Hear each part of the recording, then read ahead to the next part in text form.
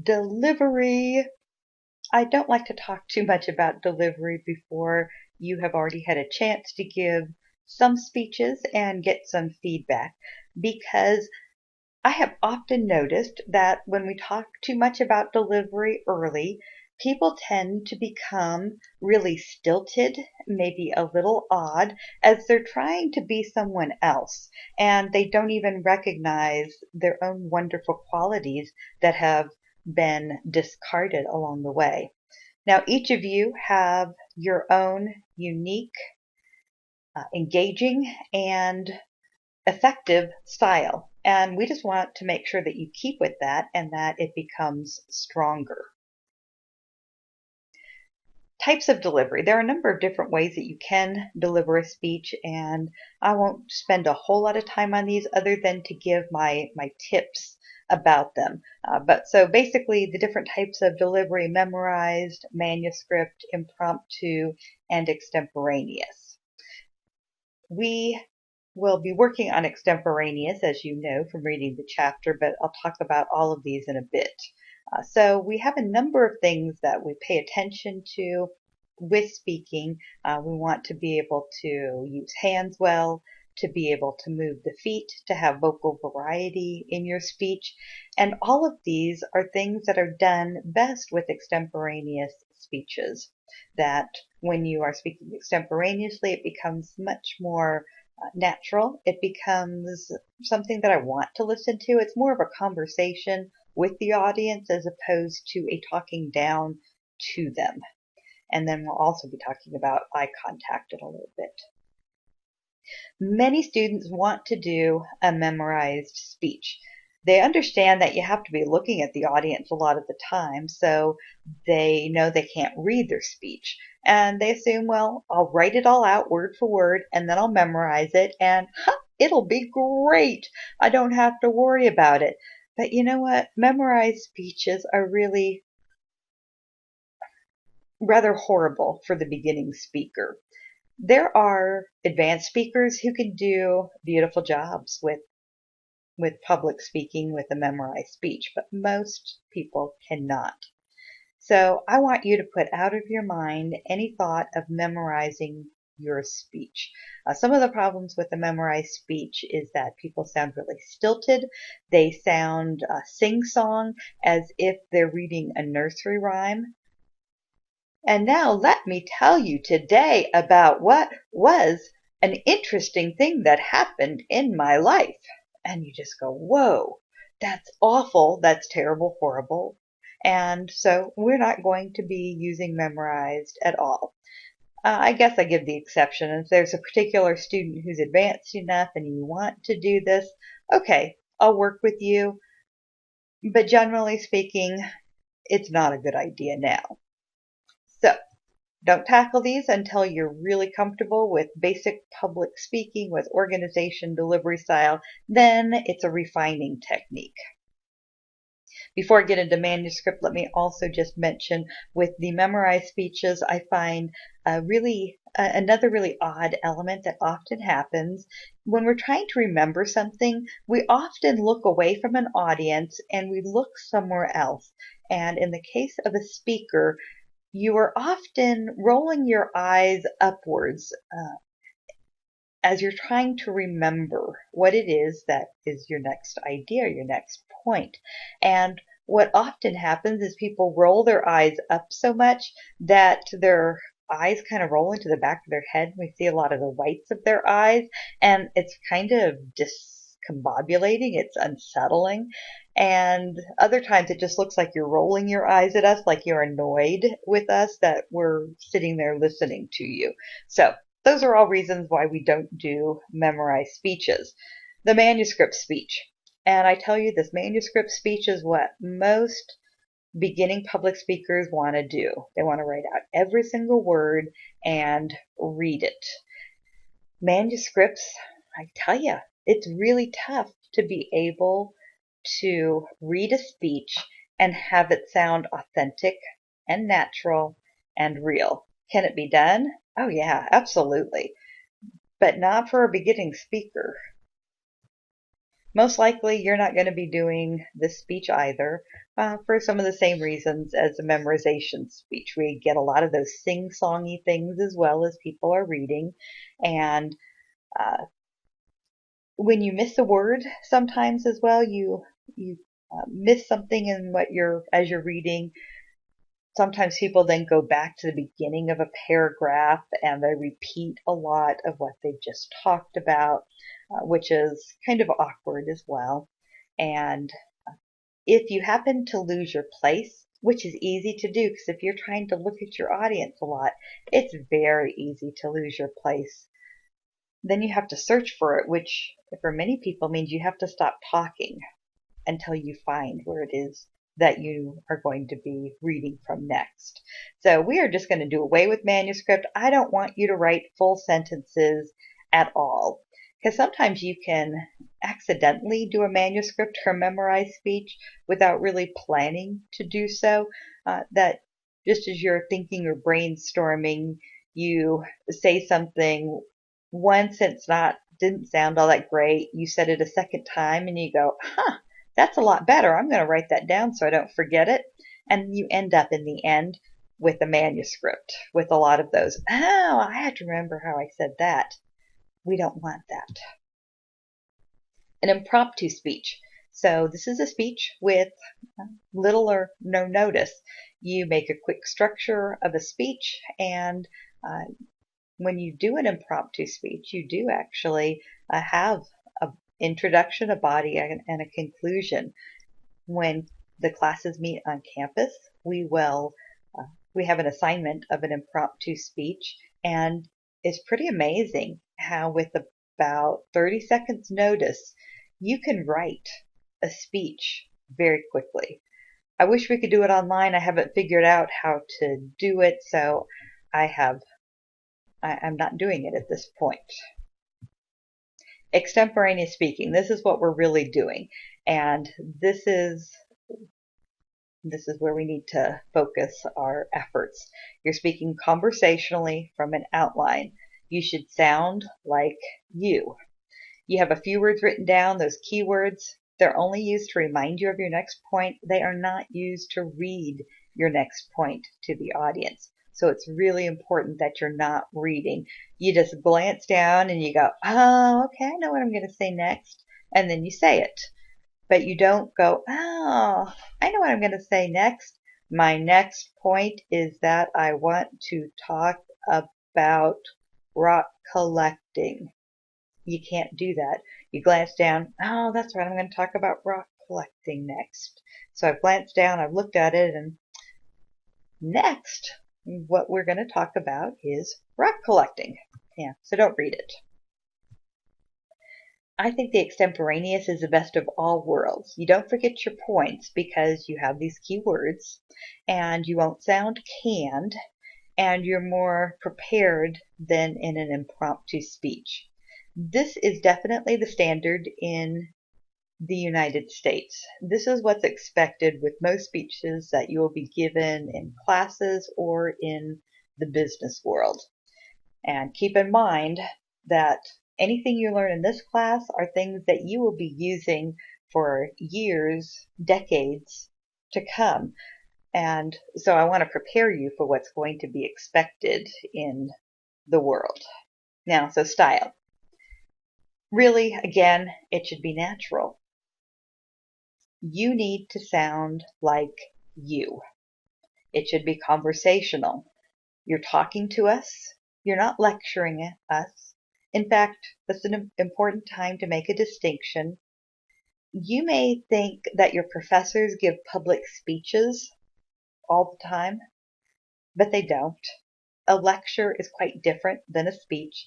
A lecture is in front of a lot of people, but it has very different purposes and even a different structure. In fact, the most important points a lecturer is supposed to repeat 5 to 7 times because it's so easy for audience members to miss these elements. Now, in your speech, you're probably not going to be repeating things 5 to 7 times. Doing that would be redundant in a speech, but in a lecture, it's necessary. All right. So do not lecture us. You're going to talk to us. It's a conversation. There's an element called anima. It's the same root word that we get for animated. And when you're animated, you are so much more interesting and fun and compelling. And whatever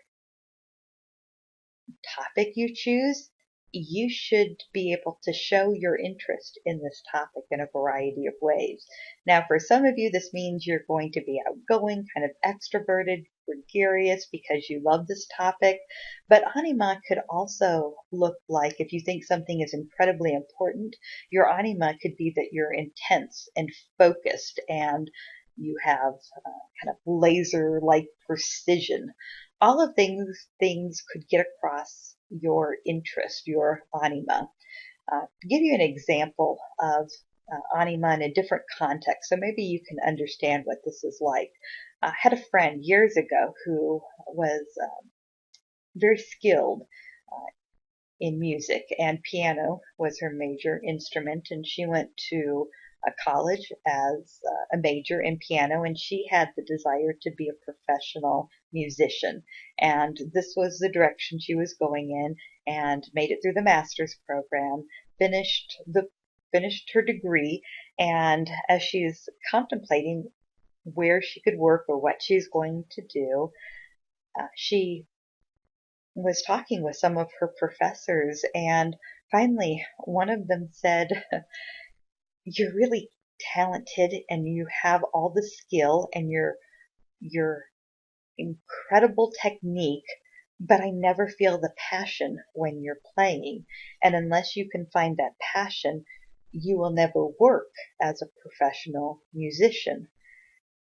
And it was interesting, as she heard that, she realized she never really felt that passion either. She loved more the mathematical possibilities, the control. She didn't love the passion. And she is not a professional piano player today. In fact, nothing in music at all. So it's kind of this difference where you could do something technically well, but unless you have that passion for it, it falls flatter.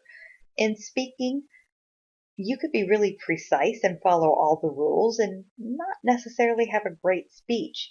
I would much rather have you be this natural, quirky, odd, engaging person than to have you be this cookie cutter, sound like everyone else speaker. That's really boring. There's no anima in that. So the style is really important, that this is you and you shouldn't look like anyone else. Now, some basics, your voice, inflection. Your inflection is going to be those different words that you have and how you're going to, your voice can go up and down, and it's going to make a difference in what note you're hitting, essentially. Your volume. If something's important, you might want to get very loud. You're going to want to vary this sometimes. Of course, if something's very important, you may want to get softer so people have to listen. Anyway, they're choices you make. Pace is also important. When there is something important in a speech or something different or notable, we tend to slow down.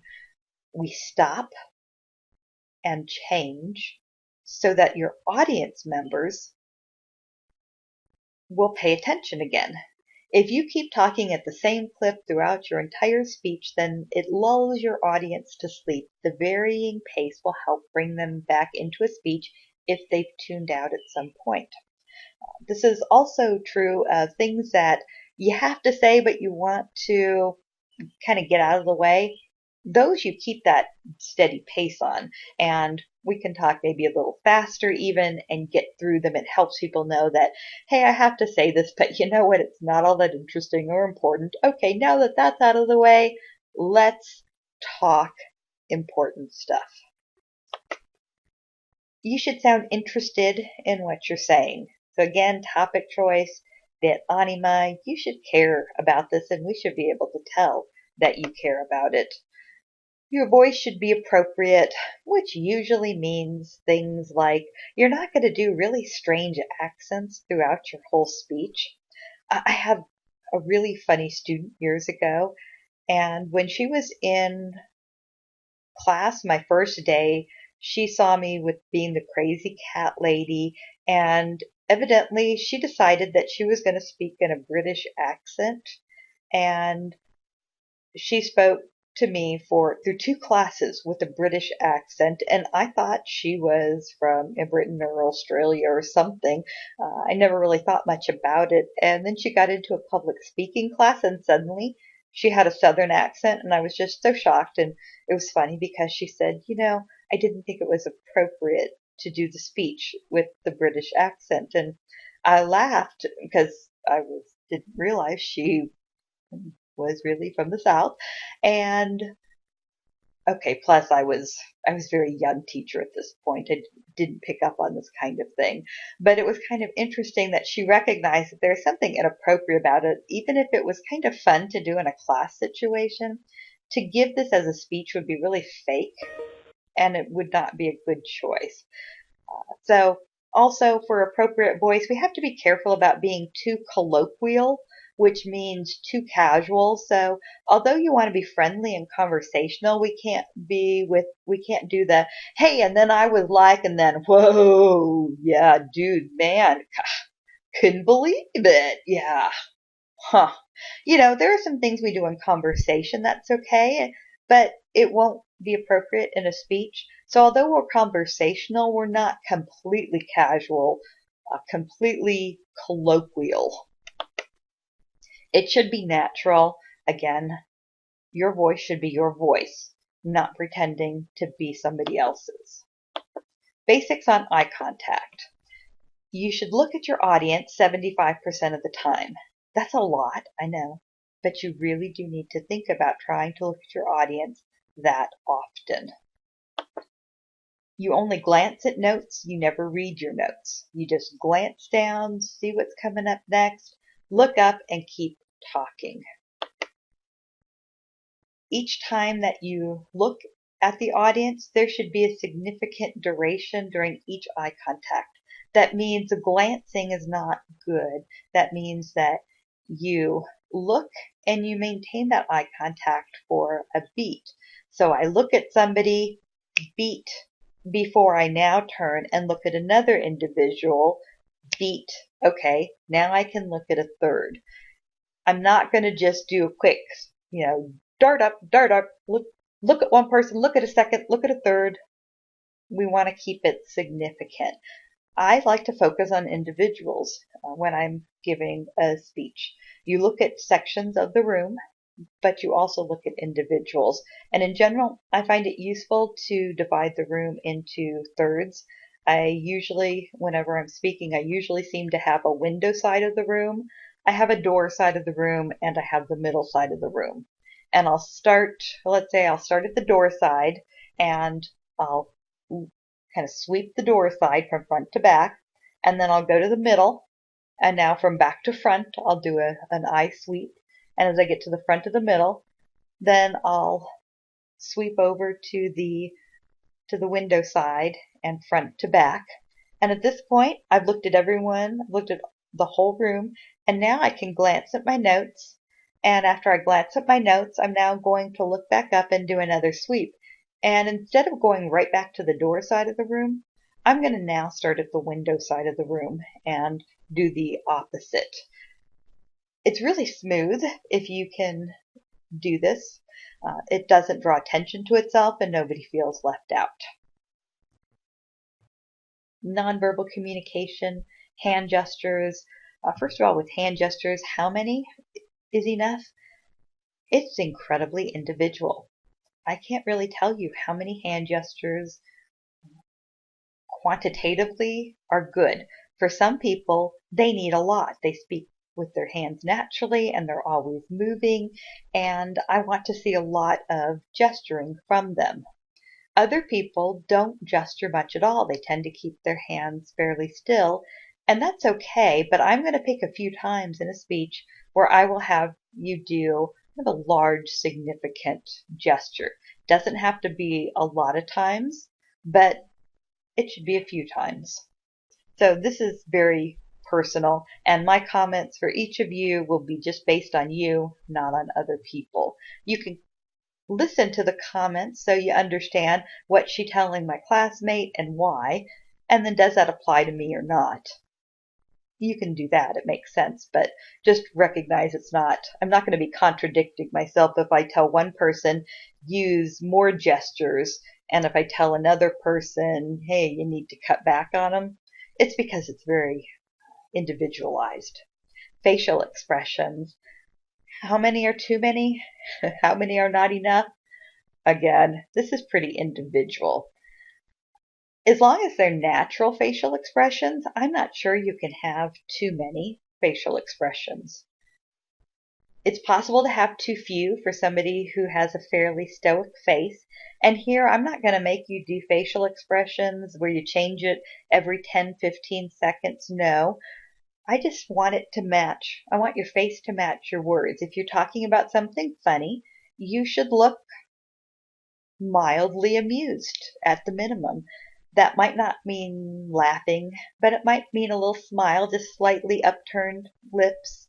It might mean kind of wide open eyes. There could be many different things. It could be subtle, but you want to look as if you think this is humorous if you're trying to tell something funny. If it's serious, you want to look serious. So think about these things. I did have a student many, many years ago who gave a speech on date rape, and she was a very sweet, gregarious, outgoing girl, and she smiled and laughed and giggled through her whole speech. And it wasn't until she came to the end that I started to realize that it was so inappropriate. I guess in my mind, I thought there was going to be some kind of change or hook, or there was going to be some kind of gotcha with it, but there never was. Because at first she started talking about this party, and then there is this guy, and etc. And so you don't know as you're heading into the speech where it's going to end up, and then it ends up with being, alone in the room and him forcing her. And at this point, you think, okay, somebody's going to jump out and say surprise because she's smiling and laughing. This can't be serious. And it's not till we get to the end and you go, oh my goodness, this really was serious. It actually happened to her.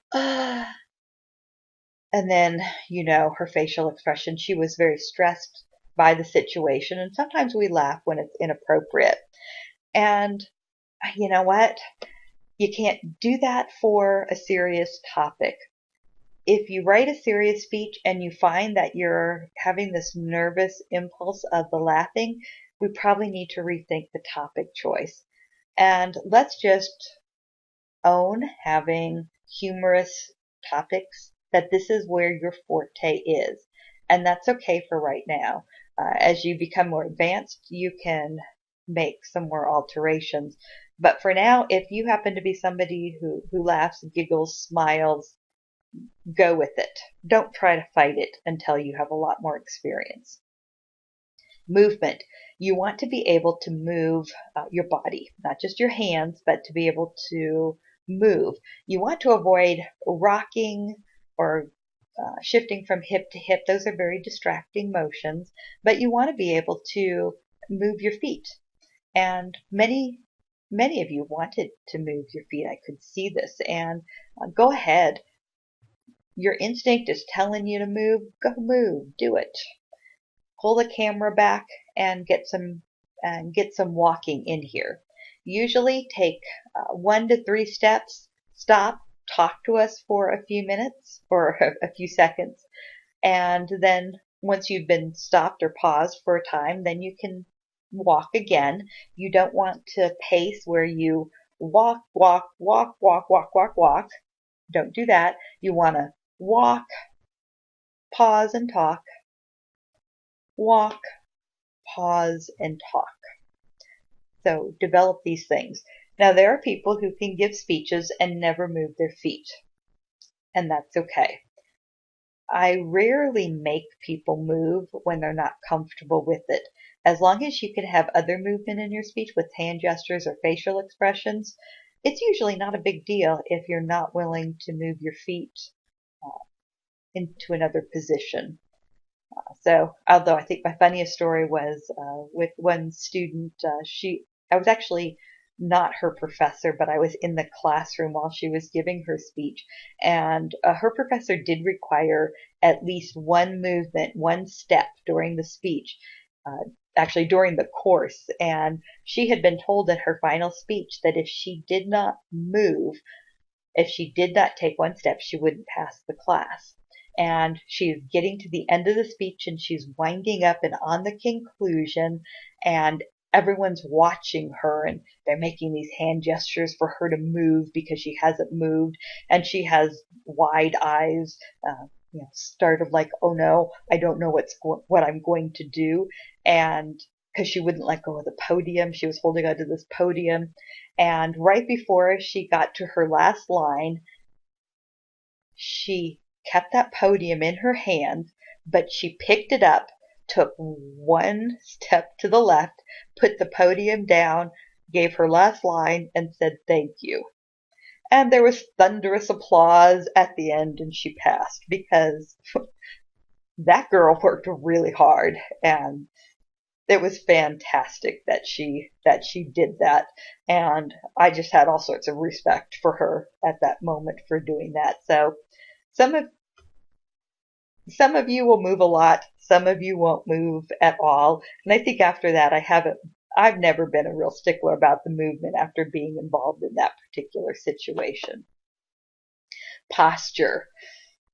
You all have different levels of posture. Some of you have very straight military posture, others have slumped shoulders, and some of you are in between.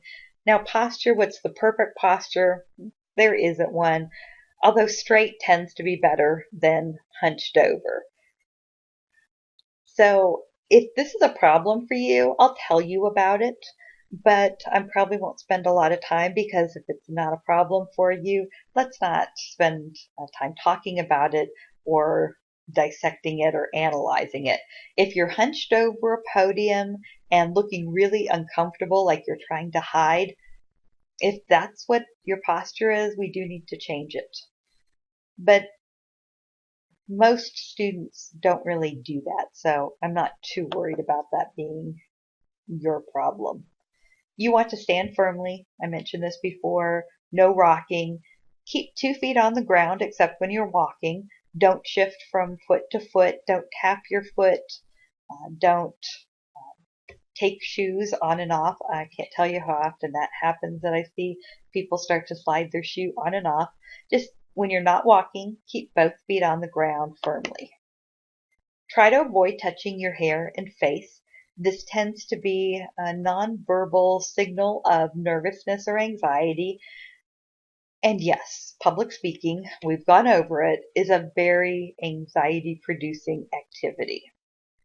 Even so, we want to try to not clue in the audience to our level of stress. So we want to keep your hands away from hair and face.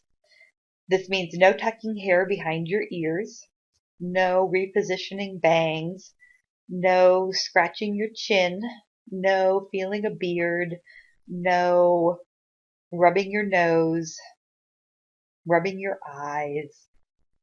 These are all things we want to avoid. So keep your hands away from your face. Now, some of you are going to do this, and you know what? For the most part, this isn't something you need to think a lot about right now. If this is something you do, I'll bring it up and we'll talk about it. But if this isn't one of your problems, then it's one of these laundry lists of things that you don't need to concentrate on and obsess over. It's a refinement that will do if needed.